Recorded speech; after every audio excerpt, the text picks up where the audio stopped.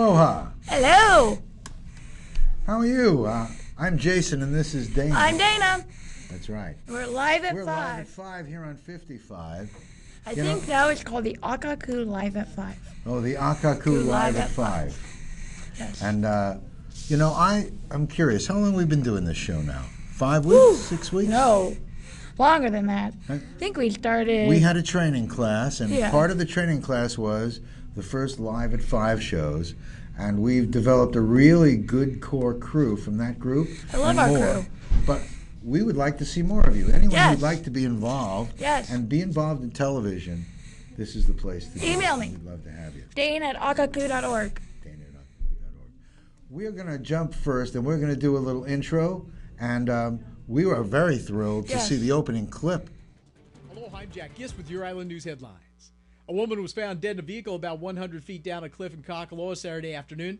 The vehicle is a white 2005 BMW Z4. It was the same year, make, and model of a car that may have been driven by missing Wailuku resident Jeannie Kini Chang.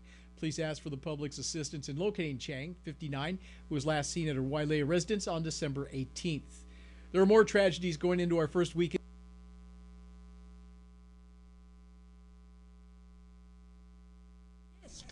Didn't quite make it through his news break. Jack Gist was frozen. Maybe he went back east. He didn't quite make it. We have to thaw him out. I just spoke to someone in Columbus, Ohio. It's minus 10. What's the Green Bay Packers game yesterday was negative 50. Negative 50? Oh, ouch. Whoa. I don't know. Those are some diehard fans. And the stands were full. Well, you know, I think they were frozen in place.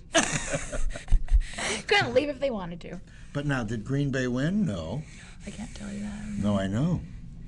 I was doing other things. I was not paying attention. Well, anyway, I don't know if we're going back to that clip or not, but we're going to try to get Jack Gist move along again. Let's move along. Then, are we going to get him? We have YB. No. We're not. Okay. Yeah. Then we're going to go into some fun. You know, last week, Friday, was First Friday. First Friday meaning we have parties in Wailuku and block parties. And in Lahaina and Makawao. Makawao now. Great block parties. Yes. And they're huge. First Friday is really where it started. Yeah, it did. The group here at Akaku, the youth got out there and went and had a good time. And I know they had a whole place and were interviewing people. We're going to see some of that during the show. Well, let's get a little info on what YB is first, and then we're going to jump into what they did at First Friday, so people get an idea of what we actually do here. Because a lot of people don't know what we do. What do we do? We're public access, and there are youths, kids.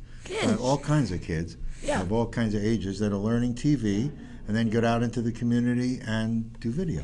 So YBeam is actually another, I would say, arm perhaps of our education program, and it's for youth. And I think they run maybe twice a year.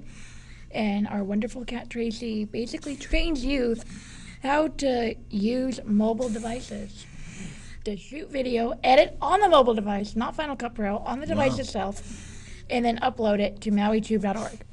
That's great. So this program is a little bit different. The one that we saw at First Friday, in that these kids were specifically learning interview skills, how to interview somebody, what to do if the person doesn't really necessarily have the long answers that are easy to pick from. So of course they start by interviewing our staff, and that's always easy, and then we do like a mock interview out here with whoever who's around. Like community producers. And then we take them to a big event, and they run their own live show from the event. So it's kind of fun. You get the youth out in the community, and youth are talking. But if you go up to somebody, you say, hey, want me on live TV? They're going to be like, oh, no, I don't want to. But if you say, hey, we're training youth how to, be good interviewers, would you mind helping us out? So is that what we're going to see? We have 2 videos coming. So I guess we might as well go ahead and watch the First Friday Wailuku video. And these are the kids who were live from Wailuku. I put together a little highlight reel of what went down, and our wonderful director, Stephen Luxick, actually directed the whole thing. So let's take a look at the First Friday Wailuku. Oh, okay. Live on Channel 55. 2005 with Akaku Maui Community Television at the Wailuku First Friday. We're here interviewing some community members, and I'm here with Yuki Lei, the event coordinator for the whole First Friday. So tell us a little bit about your job, about what you do here. Oh, I have the most fabulous job when you can feel like you're playing and enjoying every minute of it. So what I do is, this is our 6th year of Wailuku First Friday, and I basically have, I put together the events every month along with the community, which includes merchants, which includes people like you who come and are interested in the event, and it helps build the event, and I hire police. I think probably the most important part of this, besides having fun, is to have a very safe event. So those are all my focus for when I put on these events every month. What brought you out here to First Friday? I'm just here to enjoy some of the local activities, try out some local food, some local products, just check out the atmosphere. It seems pretty nice out here, so. Yeah. And what's so special about Maui? Ooh, Maui is special because there's something about Maui, and it's how everyone's sort of connected, and it's just a beautiful place. It's everyone's family, everyone knows each other. It's very lovely here. How long have you been on Maui, and how long do you plan to stay? I've been here about a week, and I have about 2 more weeks left. Cool. Have you been enjoying your vacation? Yes, very much so. It's nice to thaw out from Alaska. Hi, I'm Colin McGee here at Wailuku First Friday on Live Channel 55. I'm here talking to people, the residents of the community. Can you tell us your name and where you're from? Sure. I'm Destina Katil, and I live here on the islands. I've been here for the past 14 years, and I'm originally from India. Oh, wow, that's awesome. How did you move from India to here? What made you move? Well, my dad was during the Vietnam War. He came to Oahu as an ambulance driver, and he always thought it'd be a great place to start a family. And my dad's originally from New York City, so I'm only half Indian. Oh, wow, that's awesome. So what is it that you do on the island? I work at the Haiku Boys and Girls Club. I like to work with kids. I like to inspire them, and I like them to find their true potential and inspire them to be the best that they can be.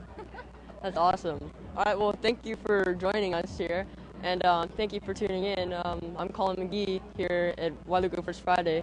Let's see what the other camera's up to. My name is Denali Jha. I'm live on Channel 55, Akaku Studios. We're Maui Community Television. We're here at the First Friday, here with some community members. Can you tell me your name and where you're from? My name is Francis Kakalda, and I live in Kent, Washington. Cool. And what are some things that you do back home? I play music, and I'm a social worker. What kind of music do you play? Reggae. We're staying in Kihei. We like the beach and the heat, and we're walk from a beach. And we like to check out a different beach every day. Pretty much, that's kind of the way we roll.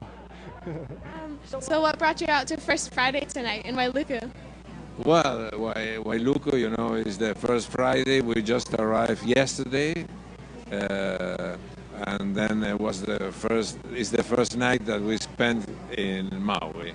So we were hanging around with Stella, my wife, and so here I am. So what are you looking forward to tonight?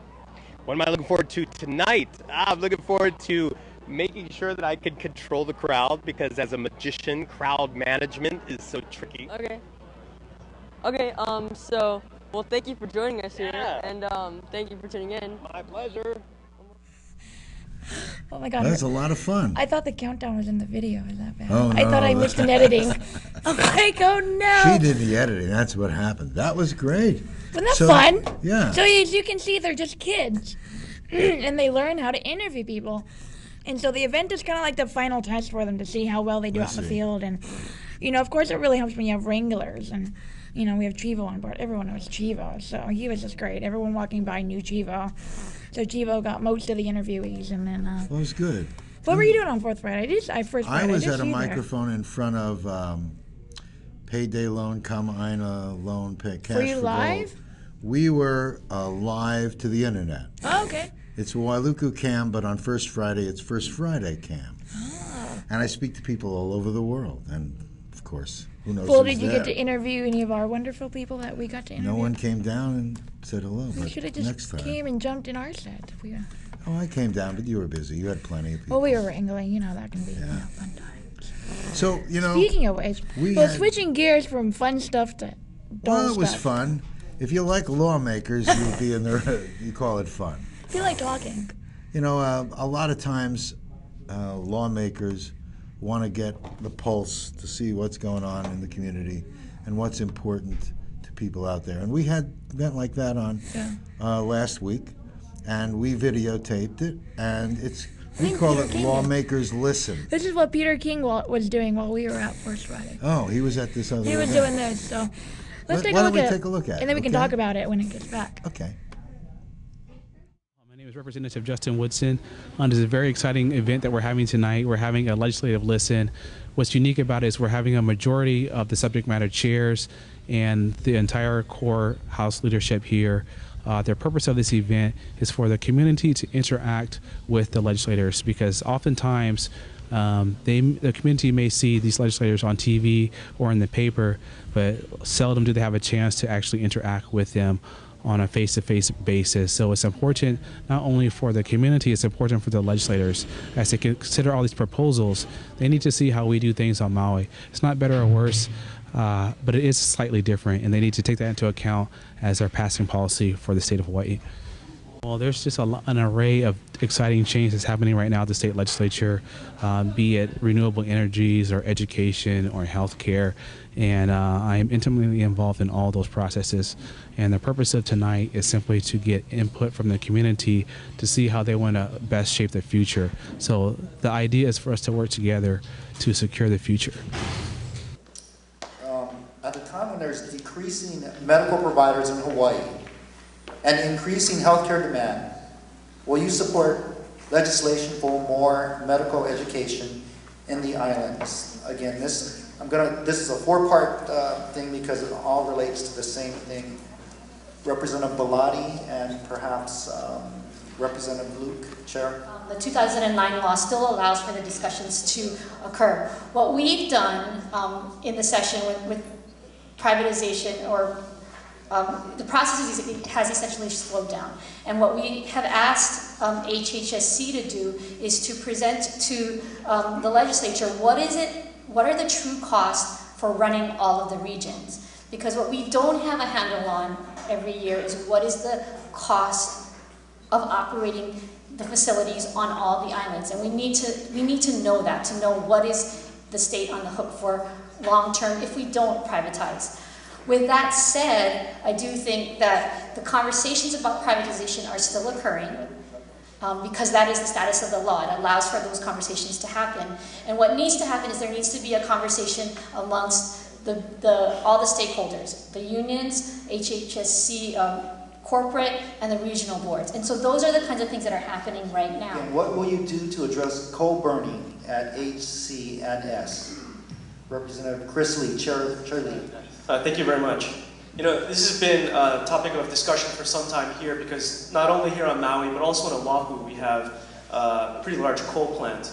And it's no secret, of course, coal is one of the dirtiest sources of energy we have.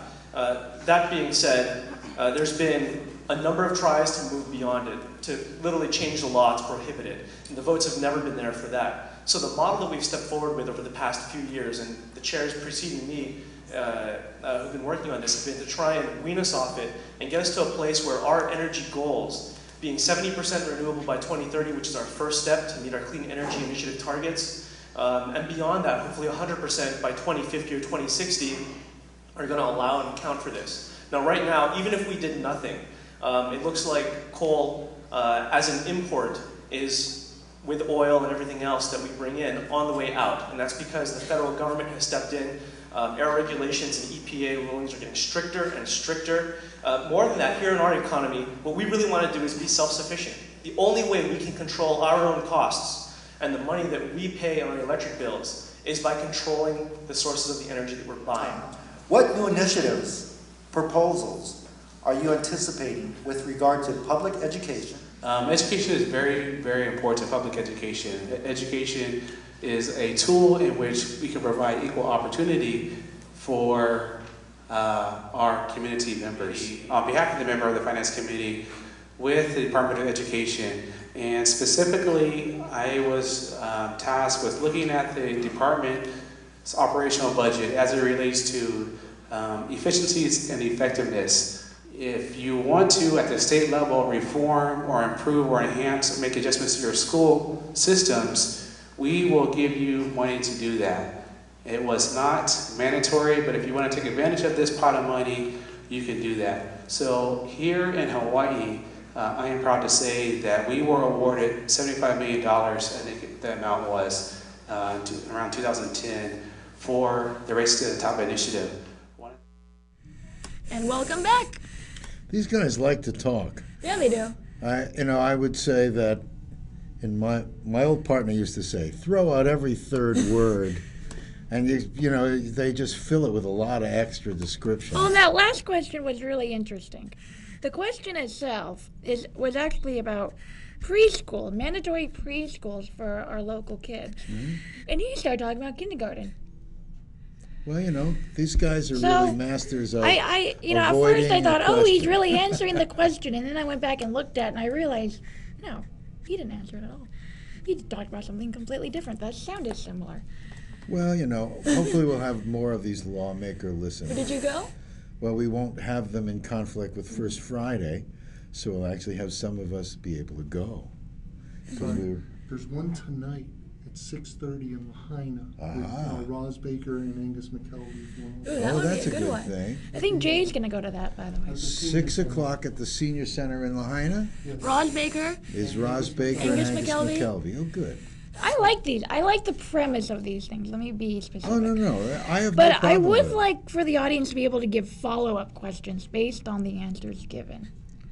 Well, I wasn't there, and, every forum is a little bit different. But, follow-up questions would be nice. Just in case they don't really answer the questions, the audience, I don't know, could maybe ask a question that pertains to the answer. I don't know. It just seems Nothing's like perfect, but it's good that there are these It's a good forums, start, and these are new. It started in South Maui. Angus McKelvey, very straight ahead, and Roz Baker, very straight ahead. I don't know who is at the one in Wailuku or Kahului, but I think it depends on who the lawmakers are and whether they're challenged by the questions. Yeah, those questions, they are challenging. I see the same questions pop up. They're usually about, of course, SB1, cane burning, coal burning alike. And hopefully we're going to hear about homelessness and getting this system better working. Really, a system. There really isn't there really isn't a system for the homelessness. There isn't a system. You have welfare. Well, we're going to have shows about that, I'm sure. Yes. But we have people here. I know. We have visiting group. We have people here. Future producers. Welcome. Yes. In our intro class. We have an intro class twice a month still? Or once a month? Well, I think it's really exciting to know. Oh, look at that. They're going to show Come on, guys. There you go. Take 3. It's not like you're live on TV or anything, I promise. So there's our intro class. Now you know what producers look like. They look like So you. if this looks like fun to you, come on down and learn how to do it. This is where you start. Do you remember taking your first intro class? I do. I really have. From the first second I was here, I loved it. And technology keeps changing, and I've come back and taken the class a couple of times. But the people that are around here are truly interested in making a difference and getting involved. And I don't want to toot my own horn, but the volunteer Dana Langseth was actually in my intro class, and look at her now. Oh, she works on the show every day. That's right. I don't want to toot my own horn, but I always thought it was fun.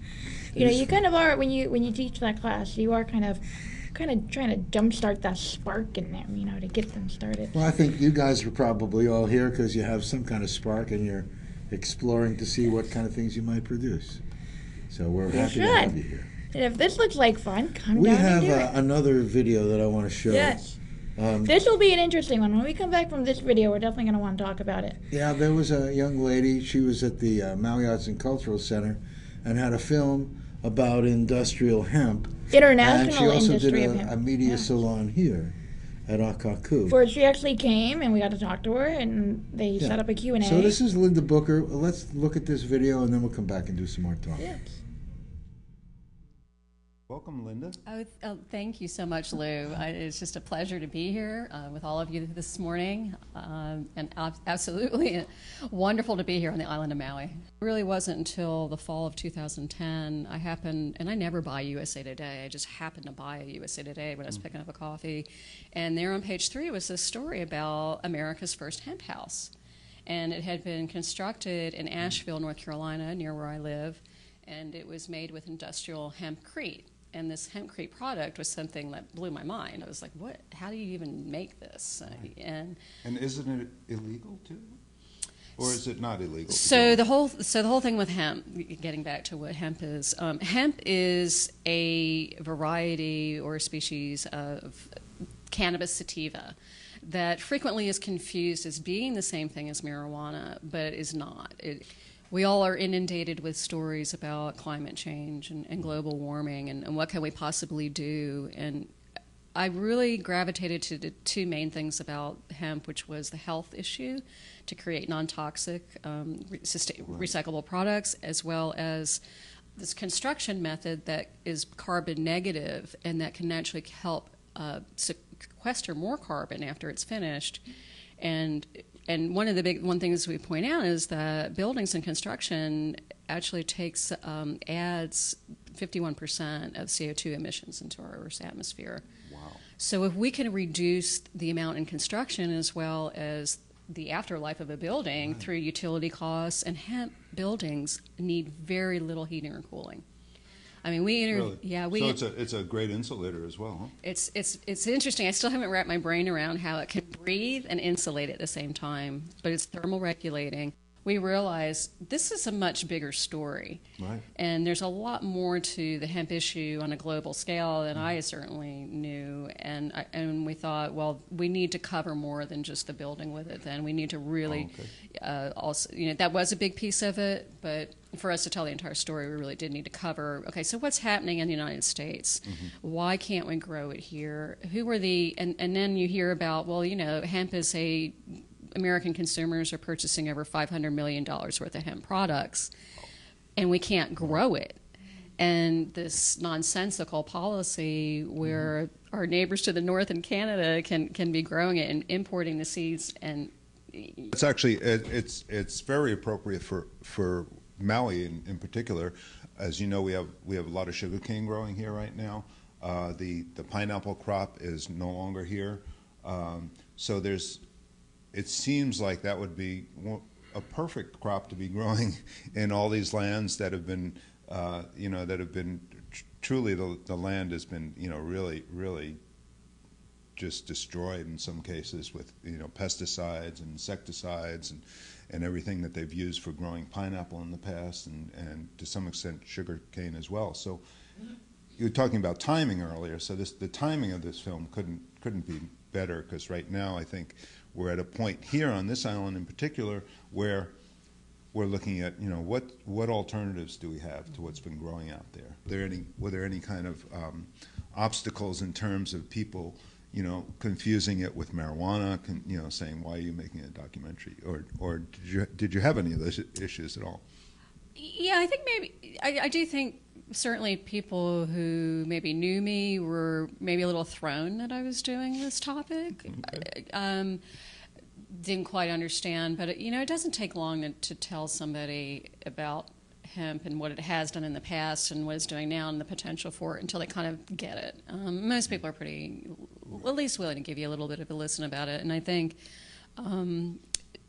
but yeah, it's interesting, as far as fundraising, I do think actually some people might have held back a little bit. Well, I'm very grateful we get to screen not only on Maui tomorrow, but on Kauai on Monday. Oh, great. That's right. And then Oahu at the Capitol with some legislators on Tuesday. Oh, how cool. Then I got Molokai, and then I get to go to Lanai. Wow. Yeah, so you're going to hit every island then. It's just about. I'm so thrilled for this opportunity. It's great. That's great. Yeah. Well, thank you for coming today. We will have questions and answers. We're going to just stop our recording, and you guys can ask questions and answers, and we'll get some answers. And thank you all for coming today. And thank you. Thank you, Lou. Okay. Appreciate Take care. it. Aloha.